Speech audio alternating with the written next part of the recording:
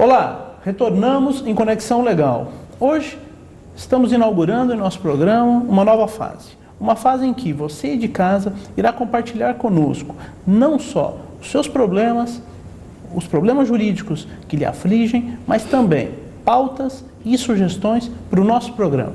Entre lá, iidc.org.br, indique uma pauta. Mande-nos um e-mail sobre os seus problemas. Nós teremos muito prazer em devolvê-lo com uma solução. Por favor, mande por e-mail conexãolegal@iidc.org.br. Hoje o nosso programa tem o prazer de receber o senhor Antônio Giuliani. Ele é secretário adjunto do CETCESP. E nós estamos falando sobre comunicação, sobre logística no nosso país. Me diga uma coisa, nós temos dados de quanto o Brasil, quanto esse transporte modal representa para o Brasil e quanto ele representa num organismo aí mundial? Temos. Isso é um mercado multimilionário, porque você vê que nada acontece no país sem que tenha um transporte, uma logística por trás.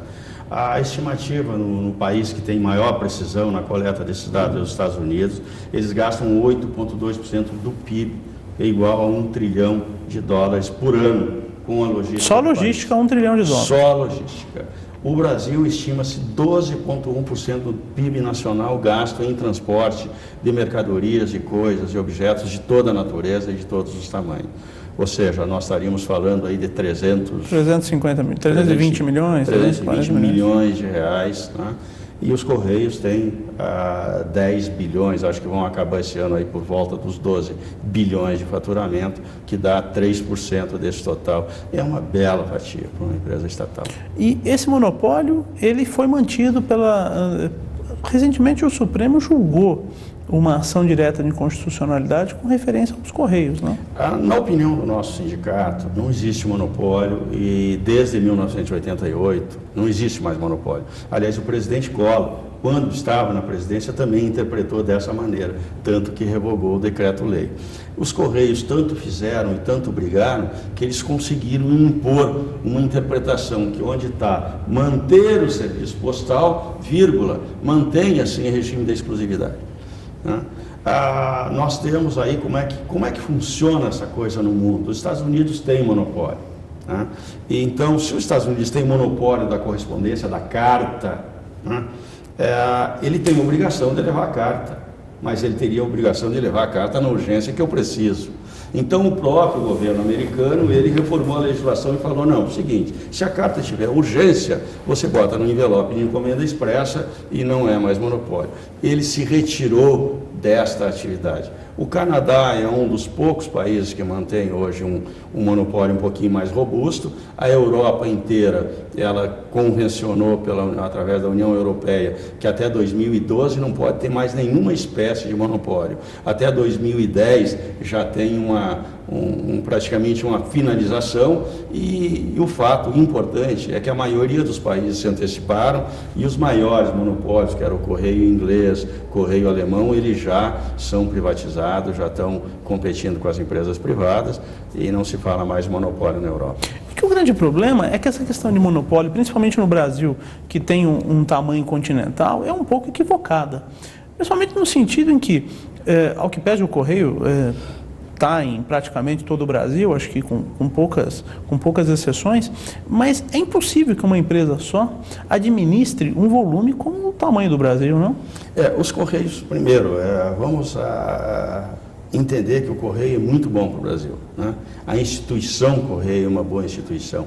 O que me parece é que o objetivo da instituição está sendo deturpado por alguns elementos e maus elementos que permeiam as fileiras dos Correios. E ele não atinge todo o Brasil. O Correio ele está presente, ele fala em todos os municípios, mas se você pesquisar no site, existem 600 municípios que não têm entrega domiciliar oficialmente reconhecidos pelos Correios, ou seja, ele leva a correspondência lá, deixa em algum lugar, num posto de correio, o cidadão vai lá retirar. 600 municípios? 600 municípios do Brasil. E nós temos a periferia da cidade. Mas tem Bradesco em tudo quanto é município, como é que pode não ter correio? E tem biscoitinho também em tudo que é município, você vai entregar, vai achar uma farmácia com remédio. Então dizer que o correio é o único que abrange todo o Brasil não é verdade. A micrologística das empresas privadas, essa é a única possibilidade que o brasileiro tem lá nos confins do Brasil, do Oiapoque ao Chuí. É a única oportunidade que ele tem de receber o remédio, o biscoitinho, o leite das crianças, é através da logística das empresas privadas. Não existe outra maneira. Ou seja, em outras palavras, terminando o monopólio do correio, o Brasil abre aí um gap muito grande de passar a crescer muito mais do que já está crescendo.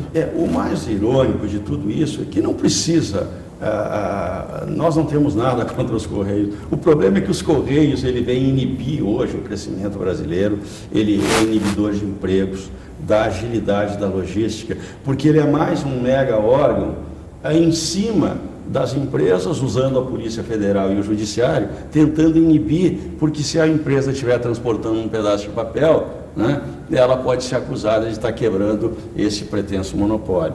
Aonde diz que ela teria a obrigação de manter o serviço postal, ela já se transformou num inibidor. E as empresas privadas são as únicas que têm a capacidade, nesse momento, de liberar a velocidade que o Brasil vive hoje. Hoje as encomendas, elas não são mais para a residência da pessoa, elas são para a mesa, para a mão. Sem dúvida. O correio não entrega uma correspondência se ela não estiver endereçada. Hoje você pega o motoboy, olha, está no hotel, ali não está mais no hotel, está no aeroporto, e o cara desvia e vai te entregar no aeroporto. Nada. A globalização fez com que isso ocorresse, né? A globalização, como eu disse, de Carta 1960... hoje se transformou em e-mail. Pouca gente... Exatamente. Acho que carta em si tende até a se acabar, né? A tecnologia vai acabar com o monopólio dos Correios, por isso nós não temos nenhuma preocupação com o monopólio. A nossa preocupação é o contrário. Os Correios estão vindo exigir, como se fosse o monopólio dele, esses objetos que nós estabelecemos que estavam na zona cinzenta, como o talão de cheque, o cartão de crédito, os carnês de cobrança e outros... Em outras palavras, se o Brasil tiver a intenção de crescer no futuro e se transformar em um ícone, em um organizador de todo o continente americano, nós temos que começar a pensar não só numa privatização, mas também no término de um monopólio. Por exemplo, a Vale, nós privatizamos a Vale, temos aí um exemplo maravilhoso. Eu diria que a Vale do Rio Doce, eu tenho 2 exemplos de memória, sempre que me lembro em privatizações, embora eu não esteja interessado, e o nosso sindicato também não tem nenhuma linha de interesse em privatização dos Correios, mas nós temos que lembrar que a Vale do Rio Doce, ela hoje paga em tributos mais do que ela faturava quando era estatal. Que coisa. E a Embraer se transformou num ícone mundial. Hoje aí com um negócio trilionário. Competindo com o mundo.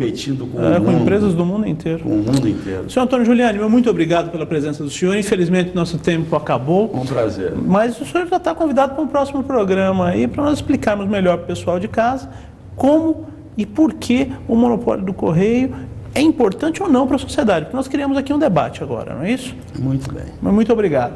Você aí de casa, relembrando, se você tem dúvidas e sugestões, compartilhe conosco, iidc.org.br ou pelo e-mail conexãolegal@iidc.org.br. Meu muito obrigado e até um próximo Conexão Legal.